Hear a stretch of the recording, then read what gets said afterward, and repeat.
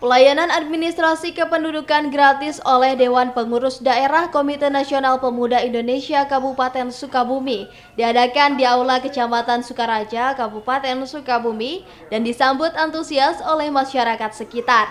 Kegiatan ini dalam rangka menyambut Hari Sumpah Pemuda ke-95 jatuh pada tanggal 28 Oktober 2023. Lisnawati merupakan warga Kecamatan Sukalarang, sengaja datang ke kantor Kecamatan Sukaraja mendapatkan kabar dari pelayanan administrasi kependudukan gratis. Dirinya bersama suaminya datang membuat akte lahir anak dan rubah status kependudukan. Pelayanan administrasi kependudukan diadakan oleh DPD KNPI Kabupaten Sukabumi dan Kecamatan Sukaraja untuk memudahkan pelayanan masyarakat.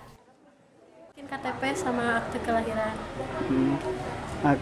Adanya pembuatan KTP di kantor kecamatan ini, apakah mudah atau gimana?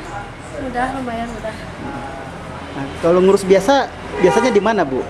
Misalnya di kecamatannya itu Sekarang.